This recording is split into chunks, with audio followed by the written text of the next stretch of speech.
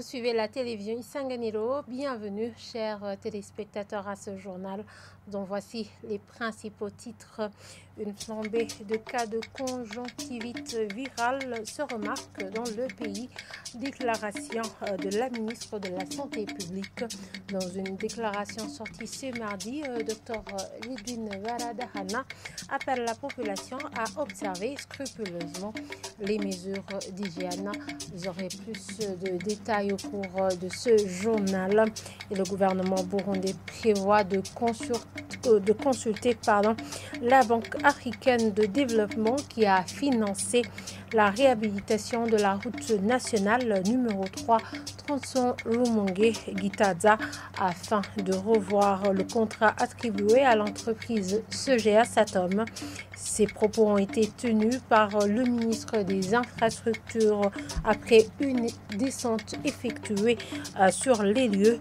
Le ministre Dukundane a en outre fait savoir qu'il a pris une décision de suspendre le paiement des frais additionnels couverts par le gouvernement. Voilà pour le sommaire. Les détails, c'est tout de suite.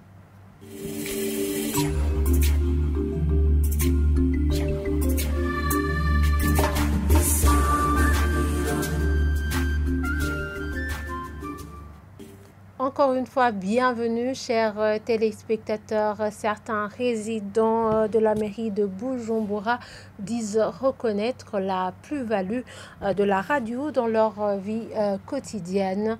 Alors que le 13 février de chaque année, le monde célèbre la journée mondiale de la radio. Ceux qui se sont entretenus avec la radio-télévision Isanganiro se réjouissent qu'à travers les radios burundaises, ils parviennent à être informés à propos de l'actualité nationale et internationale. Ils ont demandé aux différentes radios burundaises de rester aux côtés de la population pour transmettre leurs doléances. Suivez-le. Nous apprécions actuellement le travail de la radio. La radio fait partie des sources fiables de diverses informations nationales ou internationales. Dans différentes situations, par le travail des journalistes qui fouillent partout, nous obtenons des informations sûres qui nous permettent d'apprendre beaucoup de choses utiles dans la vie, même si des défis ne manquent pas. Vous les journalistes, chaque fois il faut nous rendre visite. La radio constitue une source fiable de l'information. Là il y a un problème, vous y rendez. Je demanderai à la radio de rester tout près de nous pour que chacun puisse être informé sur la situation d'ici et là. Que la radio nous permette de faire arriver nos doléances à un niveau supérieur afin que le gouvernement nous entende. Par exemple, nous les commerçants ambulants, chaque fois nous sommes malmenés. Que les radios nous aident afin de retrouver notre liberté. S'il s'agit des questions de taxes, qu'on les paye étant au travail. La radio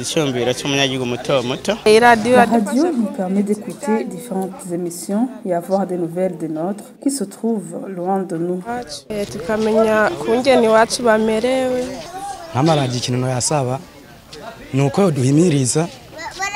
Je demanderai aux différentes radios de produire des programmes de sensibilisation de la population pour s'atteler aux activités de développement ou pour la création de l'emploi, plus particulièrement chez les jeunes. Je demanderai à la radio de rester tout près de nous pour que chacun puisse être informé sur la situation d'ici et là. Et toujours à propos de cette célébration, le président de l'association burundaise des radiodiffuseurs ABR, Onesime Harounou, appelle les médias à multiplier les programmes de sensibilisation de la population sur la gestion des catastrophes. Suivez-le. Le thème de cette année au niveau du monde, il est dit un siècle de l'information, de divertissement et de l'éducation. Donc ça fait maintenant 100 ans que la radio a commencé à émettre. Dans notre pays, on a préféré le thème suivant qui dit gestion des catastrophes naturelles. Mais là, il faut parler aussi des changements climatiques. Alors, nous avons fait le choix d'Ogatumba parce que nous voyons que ici, dans la zone Katumba, des fois, il y a des inondations partant de la Rusizi ou du lac Tanganyika. La population d'Ogatumba a des difficultés des fois parce que les eaux montent.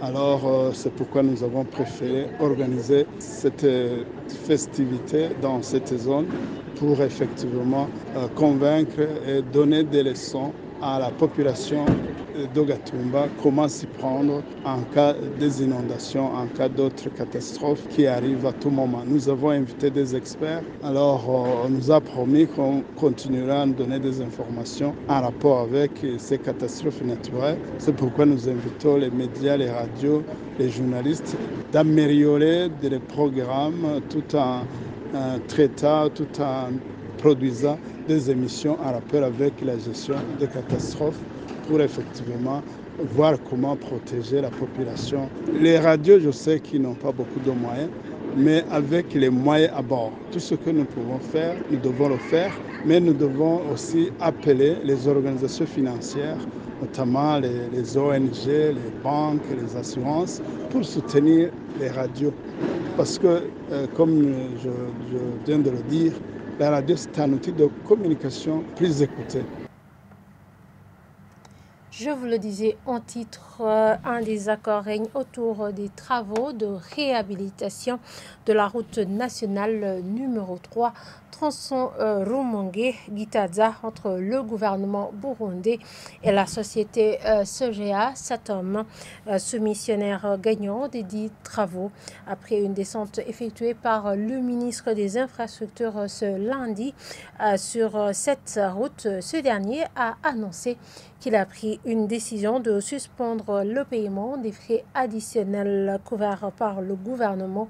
Dieudonné Dukundane a en outre fait ajouter que le gouvernement burundais va entamer des discussions avec la banque ayant financé ces travaux pour la révision du contrat ou le cas échéant pour sa résiliation. Le point avec Jean-Pierre Misako.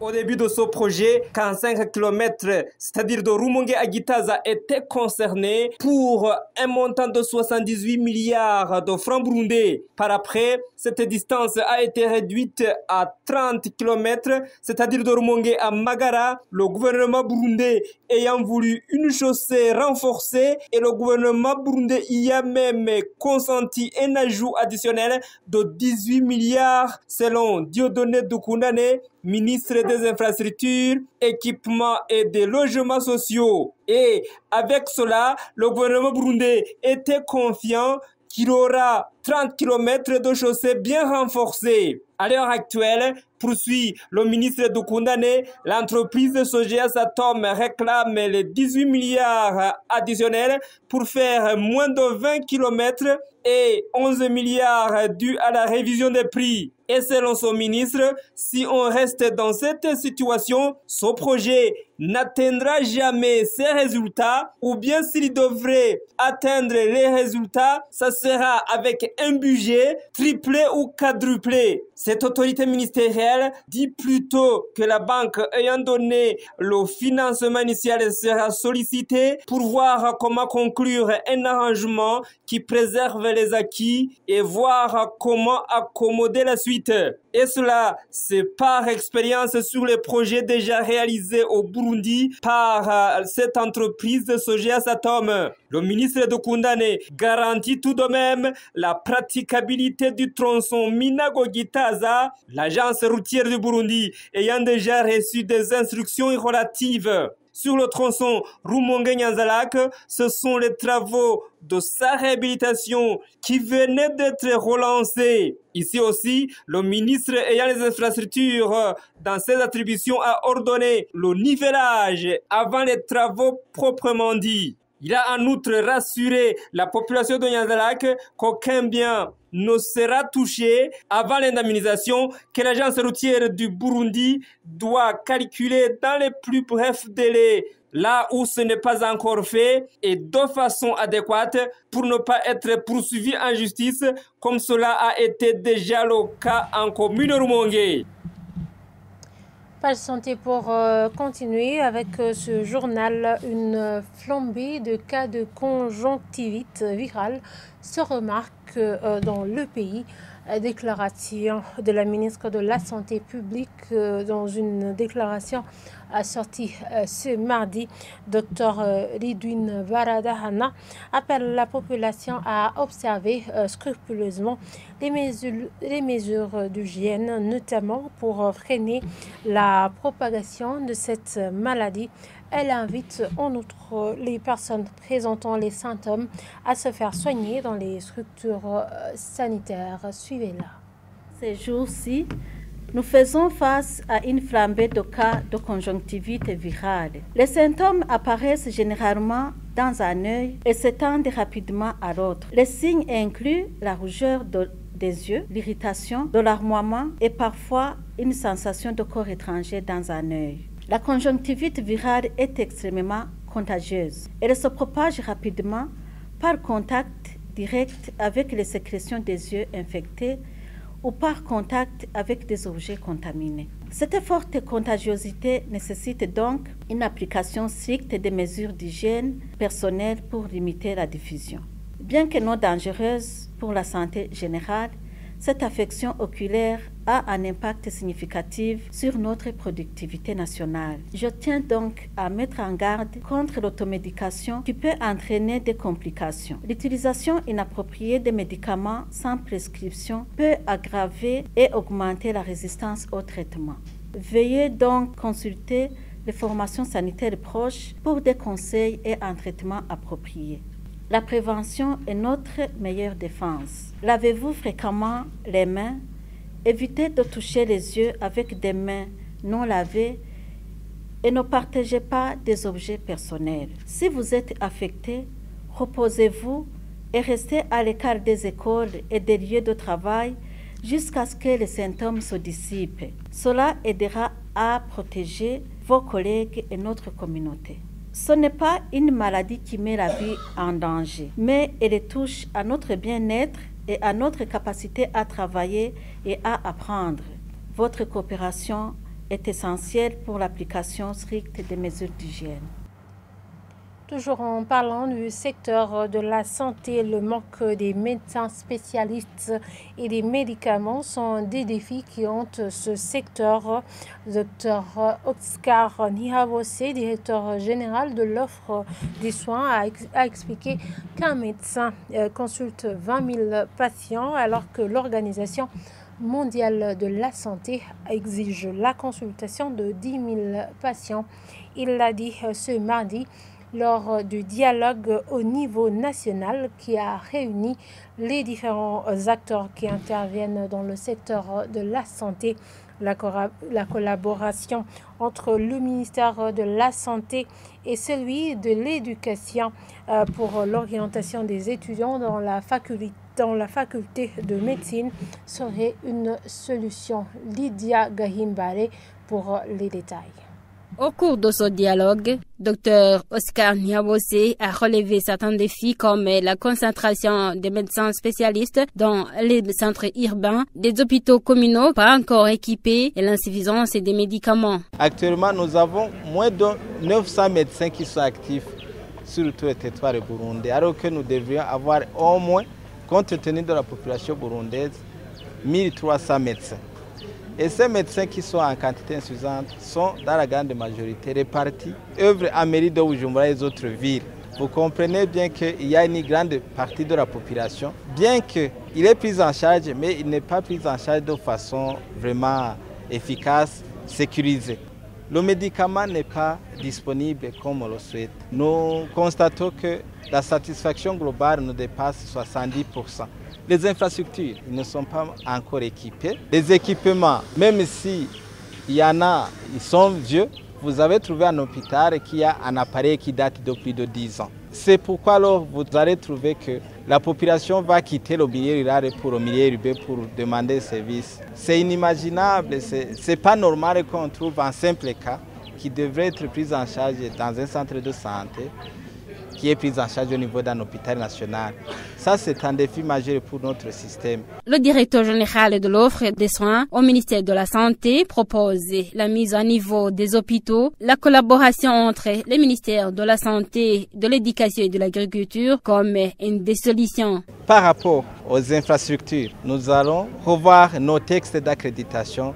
Nous comptons et nous allons d'ailleurs commencer mettre à niveau les hôpitaux pour qu'un hôpital national puisse être un hôpital national. Il ne faut pas qu'un hôpital soit national et par non. Il faut qu'il soit un hôpital national parce qu'il est.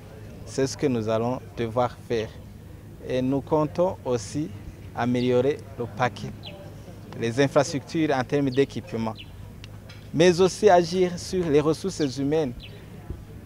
Il y a des ressources humaines qui sont manquantes, les ingénieurs biomédicaux, les techniciens de maintenance.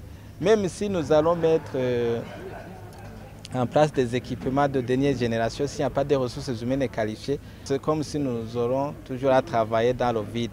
Donc, nous comptons prendre des mesures pour, en travaillant avec le ministère en charge de l'éducation, voir comment former beaucoup de médecins, beaucoup d'infirmiers, mais aussi former d'autres ressources humaines en fonction des besoins du moment. Malgré tous ces défis, le secteur de la santé au Burundi présente des avancées en matière de la lutte contre le sida et la gratuité des soins des enfants d'au moins de 5 ans, selon toujours Dr Oscar Nihawose, directeur général de l'offre des soins au ministère de la Santé publique. Merci à Lidiga Himbare pour ce reportage. Et voilà, c'est ici que nous clôturons ce journal. Merci de nous avoir suivis et très bonne suite de programme sur la télévision Isanganiro.